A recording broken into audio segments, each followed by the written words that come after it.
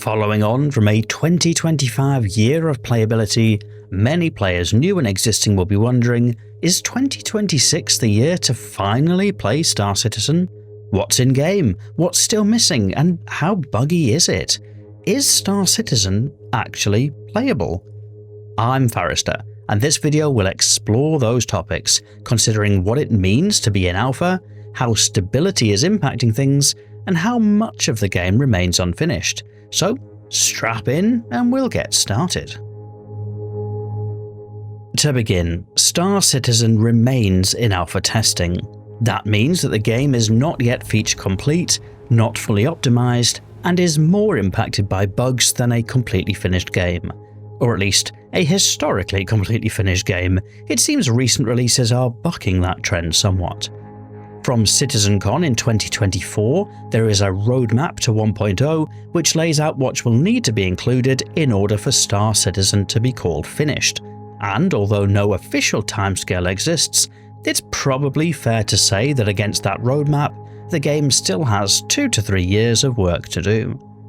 Bugs can still range from mildly annoying to game-breaking, although for those who tried Star Citizen in the past, that situation has definitely improved significantly, as has, for the most part, server stability, with performance client-side and server-side much better than it used to be. There are still hotspots of degradation, particularly surrounding large events or new PTU test builds, but generally things are improving. There's also the risk of a progress wipe, which is likely to put off some players. At least one complete wipe is likely to happen before the game finally ships version 1.0, which means that players will be starting from nothing once again, or more accurately, starting with whatever they spent real money on. Then, there are also some balance concerns, particularly with the recent release of engineering gameplay. As somebody personally excited about what engineering gameplay brings to Star Citizen, particularly for multi-crew, it's also important to acknowledge that it has shifted a lot of the balance, and there is more balancing work to do for the mechanics and the ships involved. But for those who are more glass half full, there is so much to do in Star Citizen. Mining, salvaging, hauling, trading, fighter combat, turret combat, FPS combat, PvE, PvP, medical gameplay, engineering gameplay, the list goes on. As much as some mechanics are missing, what exists in game already is enough to rival most, if not all, other space games out there. As of the start of 2026, there are 3 different star systems to explore, each with a distinct look and feel to them, with more planets and moons due to be added to the 3rd star system this year. It's a game that scales really well with more players and can be incredibly entertaining when playing with friends. The most recent patch introduced VR support, which Star Citizen does really well for those with the hardware to back it up.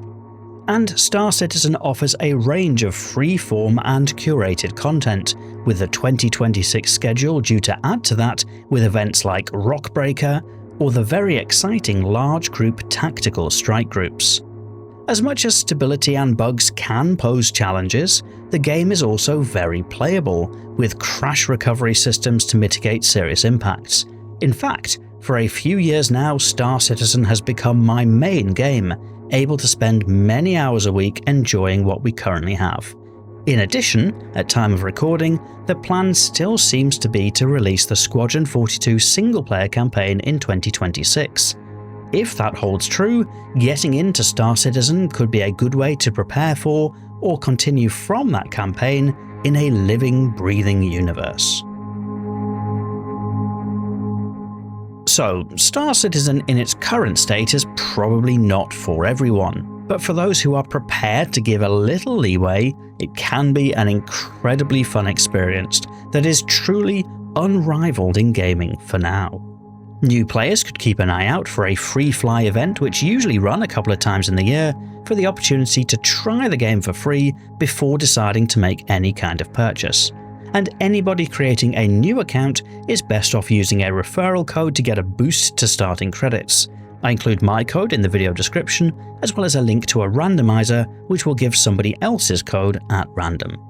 I'd finish by saying that despite the problems and the incomplete nature of the game, Star Citizen remains my primary title, and with the plans for 2026, that's likely to remain the case for the foreseeable future. It's not too often that I make these type of videos for the channel, so I'd be grateful to know your thoughts in the video comments, or maybe a thumbs up or thumbs down to let me know if you want more or less of them.